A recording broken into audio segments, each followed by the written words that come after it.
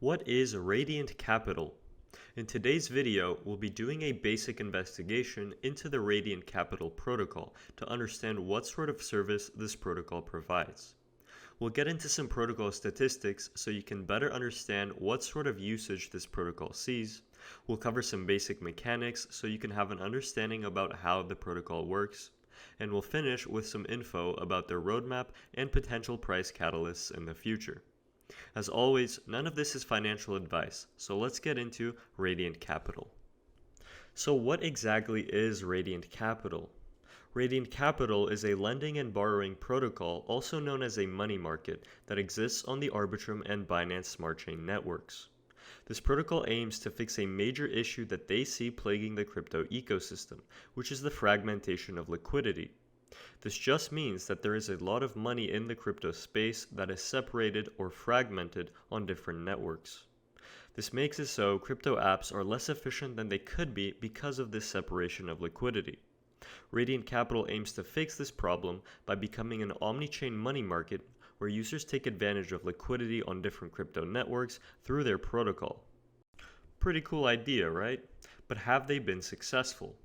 To beat fragmentation, Radiant Capital uses the OFT20 token standard created by Layer 0, which allows users to bridge assets back and forth between chains seamlessly.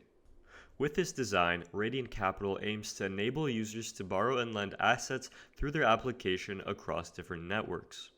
So far, Radiant Capital has not implemented functioning cross-chain borrowing and lending features, but they have begun setting up the infrastructure for it by creating their money markets on multiple chains and experimenting with the OFT standard for their own native RDNT token.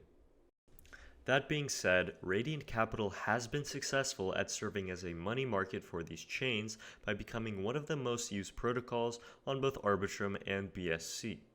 Figures like total value locked and revenue generated show us that Radiant Capital exists at the highest tier for usage on both of these chains.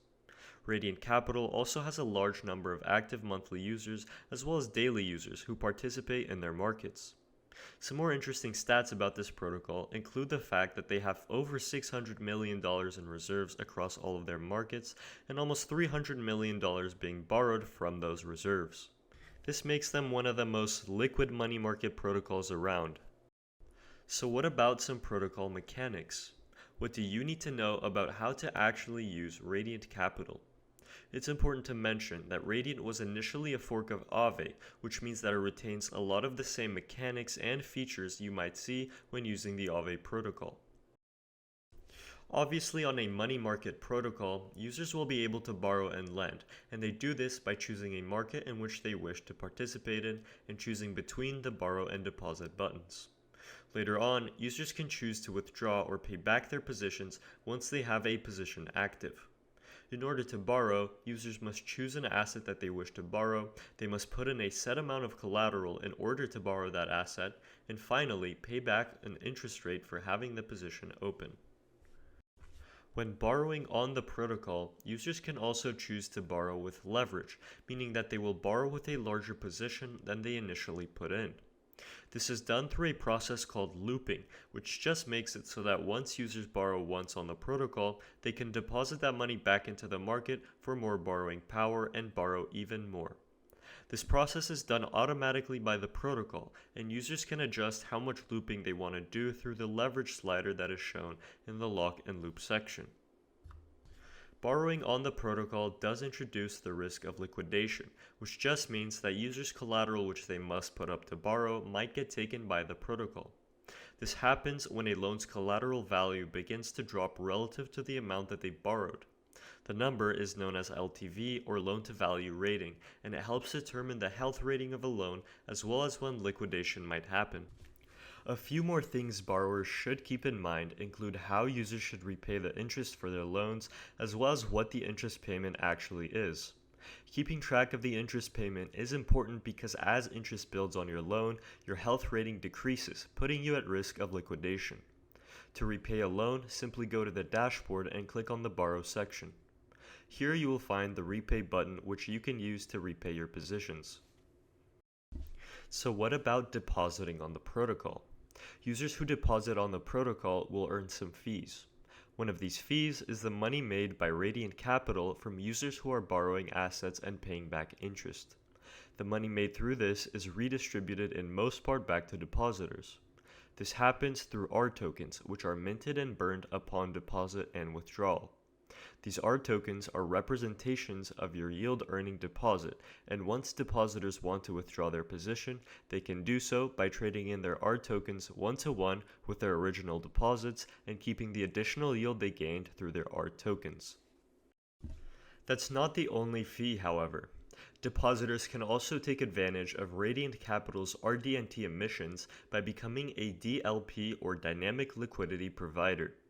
This can be done by making sure a user always has at least 5% of their deposit's USD value locked in DLP pools. There are currently two of these DLP pools that give depositors DLP tokens. These two are the Balancer 8020 RDNT ETH pool on Arbitrum and the PancakeSwap 5050 RDNT BNB pool on BNB Chain. Users can easily become DLP providers by using the Zap feature, which allows them to put the correct amount of money required into these DLP pools in one transaction. Doing all of this will help you get a bit of stake in platform fees, but you can optimize this even further by locking your DLP tokens for duration on the protocol. This allows users to gain even more yield being earned by the platform.